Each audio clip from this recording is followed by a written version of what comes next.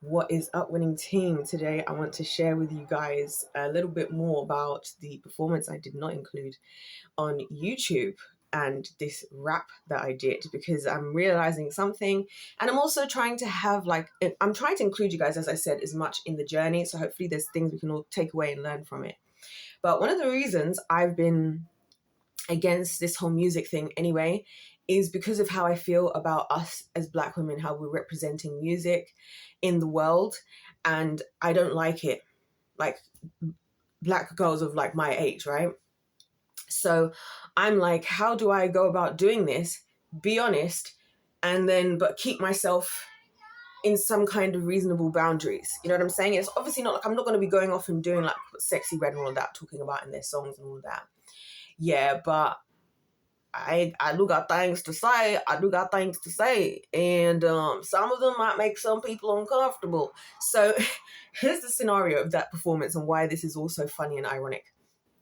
So in the audience, I didn't tell you guys this at all, but there were a few members from the church I used to go to. So I was thinking, great, this is great. This is actually great. I'm about to get up on stage and do these songs in front of these people. Literally could not have been a worst case out of a scenario, right? So I'm there. The last time they've seen me, right? I've not even looked like this. I've not looked like a delinquent. I've looked like, the good little Christian girl I used to serve at the children's church and do the teas and the coffees and put envelopes on the seats in the morning. You know what I mean? And greet everyone.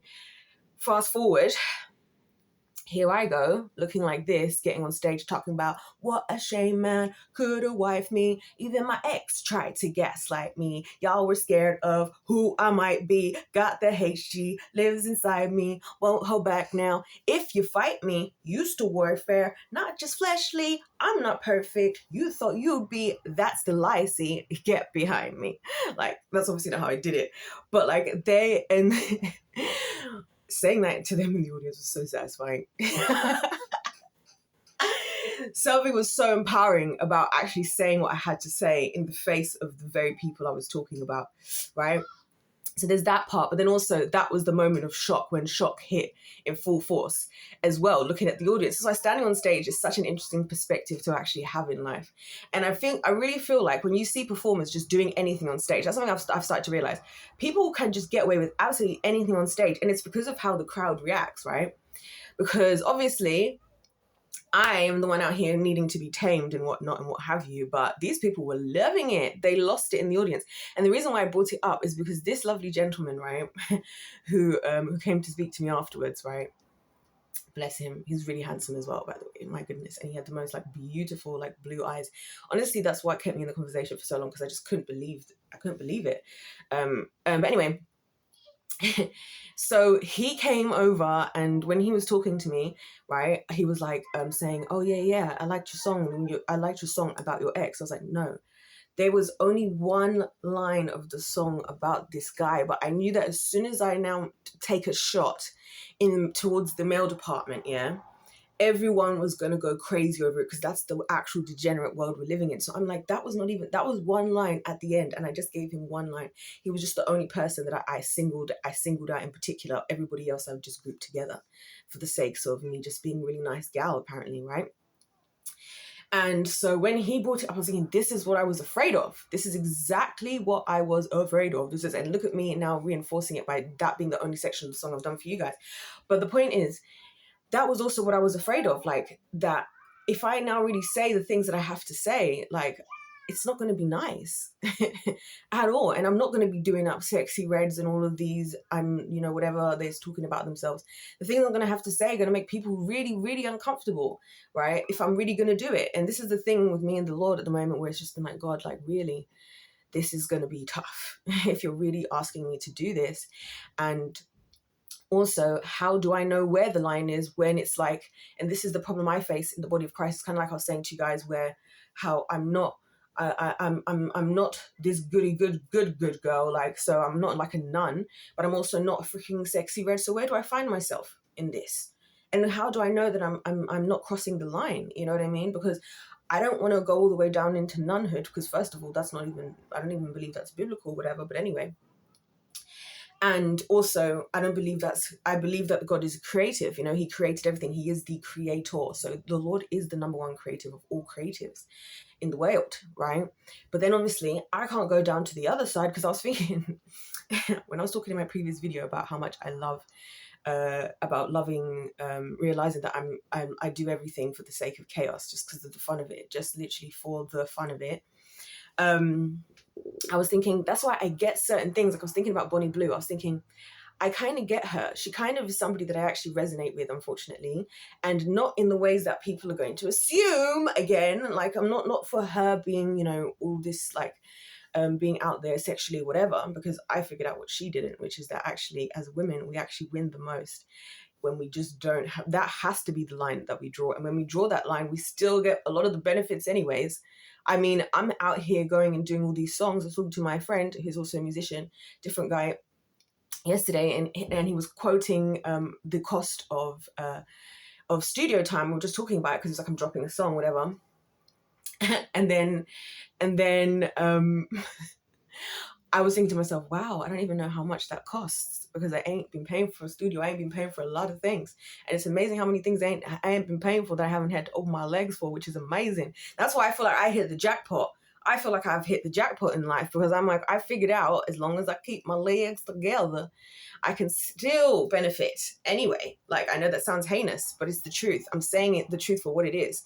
But I get from her standpoint, the kind of, the feeling of like,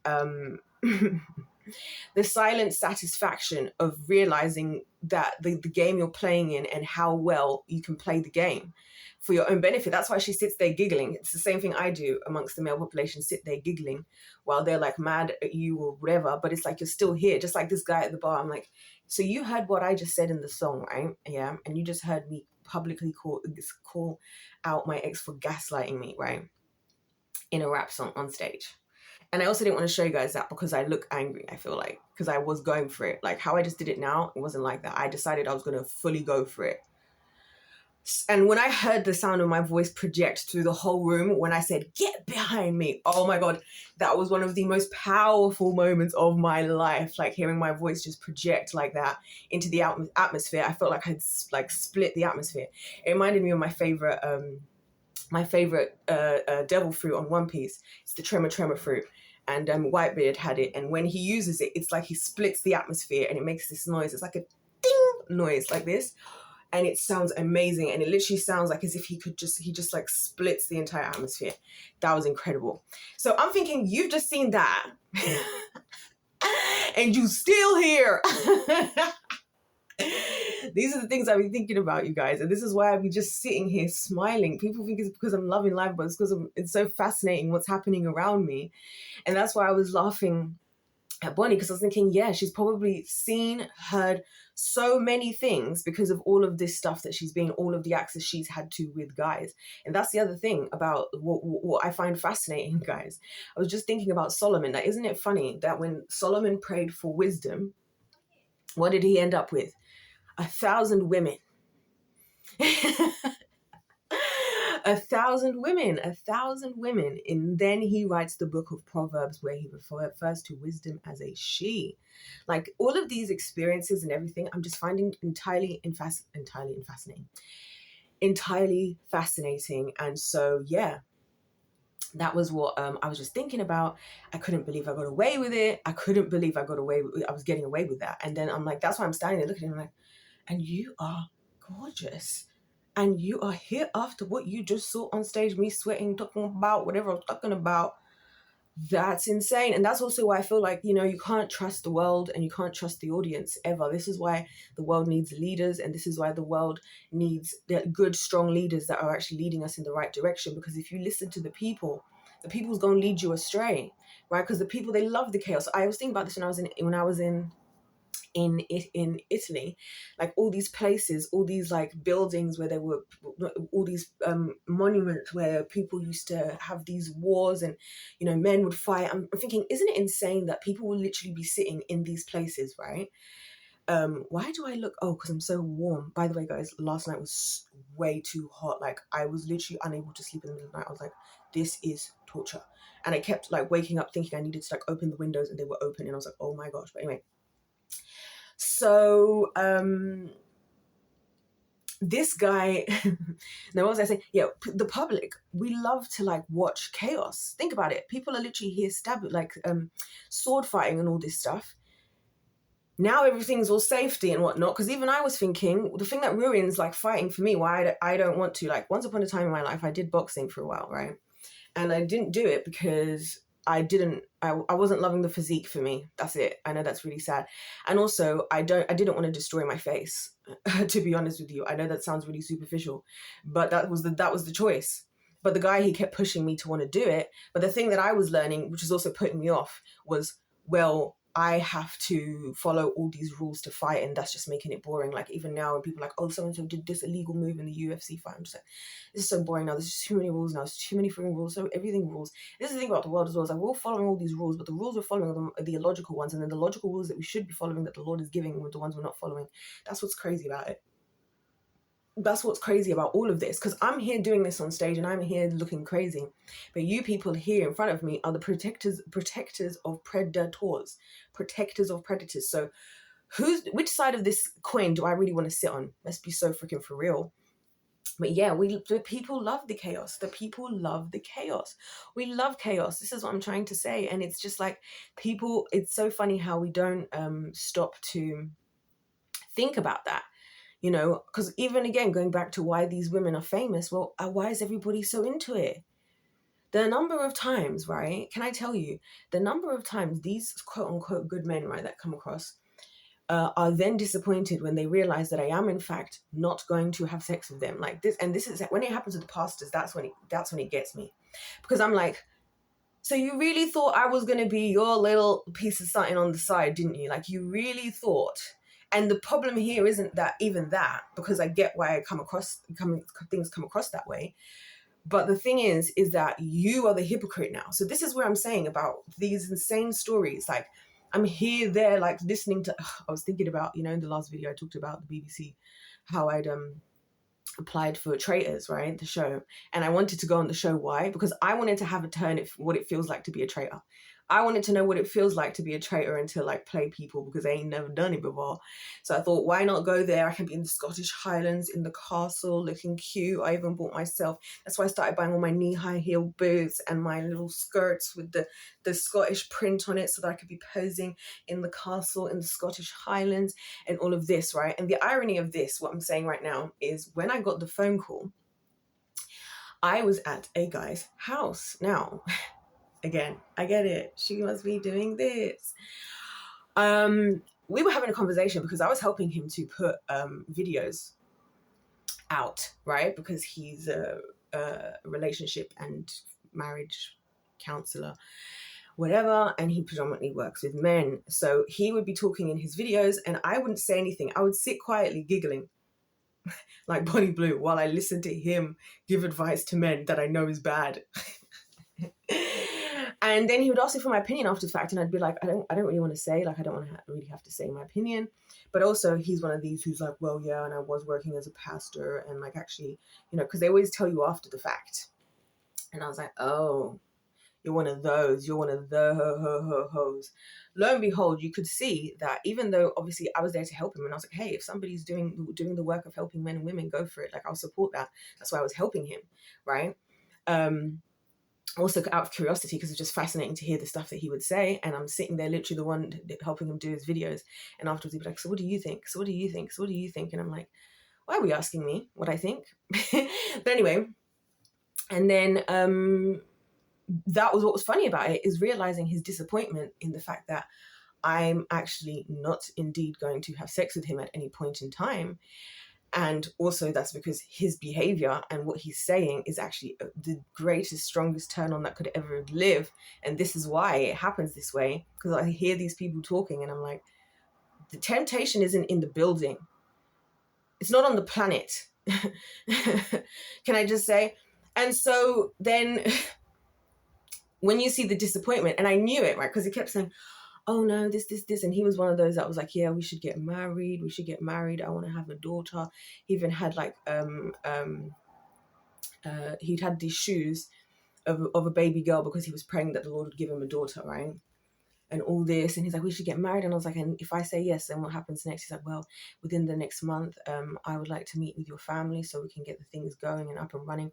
That's also when I realized that this guy is not listening to me either, because we hadn't gotten into a lot of detail about it, but I did tell him, I was like, I don't trust these people at all. And like, that's actually a really important thing when it comes with me and guys, is like, if you don't get that and you become the funnel for which people I don't want in my life are there, that's the biggest issue possible, right? So anyway, so that's what he was saying. And I remember telling him, because he was one of the first people I told when I realized that I'd caught feelings for someone, which is unheard of.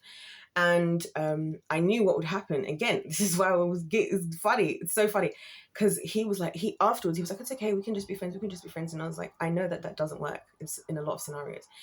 Especially now that you said you're interested. This is why I always leave. This is why I always stop. And I mentioned in a few of my videos that I have this 3-date rule. And the reason is, by the 3rd date, they've always caught feelings, and I know that I'm not going to be there, and I'm not going to waste their time, and they're not going to make the decision to walk away, because they're either going to try to do everything to change my mind, or they're just going to stay in the hopes of, I don't know what.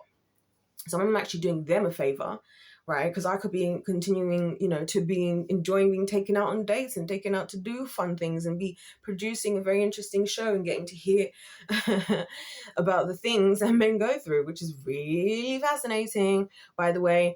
And so I knew that the moment I told him that, he was just going to disappear off the face of the planet. And he did. Because part of him, even though I'd said no, even though I said I wasn't interested, still believed he was going to convince me into something, right? Because that's the pride element. But the irony of it all was the fact that I got the phone call for this TV show while I was there in the midst of doing that. So I'm just like on the floor, right, recording. Like, I honestly think that there's so many entertaining things happening. Like, this is what I'm saying. My life sometimes it just feels like a movie, and then I'm getting a phone call about this TV program. Oh my days. And obviously he thought, whoa, that's going to be so cool being on TV. Like, this is why I don't even like to tell people about things that happen, because they're like, oh my gosh, that's so cool. That's so cool. And they, like, again, it's the sheeple. They get caught up and lost in the source of, like, like we've been talking about the great prostitute. You get lost in the source of the looking of the glitz and the glam and the fame and the whatever. This is why Jezebel is so good at what she does, because look at her. She adorns herself. I'm on here looking like this, right? I come onto YouTube and record my videos before I get ready for the day. Right? And that's why I kind of love it, because I'm like, yep, go ahead. Because do you know what I'm saying? Anyway, she's adorning herself. She's promising riches and all this stuff. Like, it's just all so fascinating. And yeah, and I'm just laughing now, even now, that at the irony of me drinking a Prime. Why am I drinking a Prime? Well, because if I got money to put in a man's bank, the sidemen are my people. And again, so opposite from what a lot of these guys think, because again, they're like thinking, oh, well, I have this money, I have Airbnbs all over the world, I have this title, I have this whatever, right? And I'm like, and you still didn't get it. Sorry, I put it in the freezer so it'd be nice and cold, and it's actually really good. Still a bit, it's not great, but it's all right. I'm like, you still didn't get it. You're sitting here talking to me all this time about how this. I'm telling you small and simple things. And you're not getting it. You're not even getting it, right? And so these are just the things that make me laugh all the time. And but I had to share that with you all, because I'm just going through all of these battles of trying to figure this out. Like, what do I do? What do I not do? What's too far? What's not far enough? Because I don't want to go too far, because I don't want to have to be disciplined. I don't want to have to be living through the consequences of my actions, because right now I'm living through the consequences of my actions, and it's not fun. And I'm praying to the Lord that it could be over. But, it's the truth. Because somebody's got to do it, because look at what even the leaders are freaking doing. The freaking leaders. And he's not the only guy who's like, oh yeah, because they always slip it in after the fact. Oh yeah, actually, I was a pastor. I am a pastor. I'm gonna start church again. Oh my gosh, enough. How about just start with becoming the men that we need in the first place, as people, not even as a freaking man of God or husband or father. This I'm like, you're all here chasing after something you're trying to take, but then you're the barrier between yourself and what you're looking for. And so why am I here? Because I'm the one who's with the Lord doing the work, trying. You know what I mean? And not lying to myself, not doing things behind the scenes and whatnot and what have you. Because this classic thing started to happen where I just casually one day, just offhandedly mentioned, what did I mention? I mentioned something like, oh yeah, I think we're talking about dating apps. And I mentioned how I don't use them because the amount of attention is just overwhelming. And anyways, it's a waste of time. If the Lord wants me to know about a man, the Lord go and let me know. But I was telling him I get so overwhelmed with just all the messages, and I was just saying it as a statement, and then he was like, wow, that's an insane problem to have. I wish I had that problem.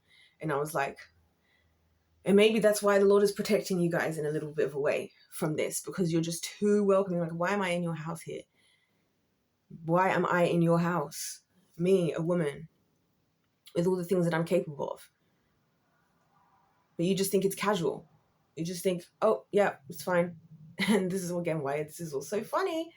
And I get it. And I'm just seeing interesting dynamics. Like, and again, why do people think that this is why when people are trying to teach women of my generation about these lessons and wonder why we don't change and we don't do this, because this is what we're going through on the other side. And I've realized it's a battle between like the people actually trying and the people who are taking advantage, and the people who are taking advantage and just allowing themselves to get away with what they're doing in the background, in the hidden places, like brothels and things. That's why I'm like, when I was thinking Bonnie Blue's probably seen a lot. She's probably seen a lot. She probably knows a lot. She probably knows a lot. Praise the Lord that I've come to a lot of that knowledge in a different route. But anyway,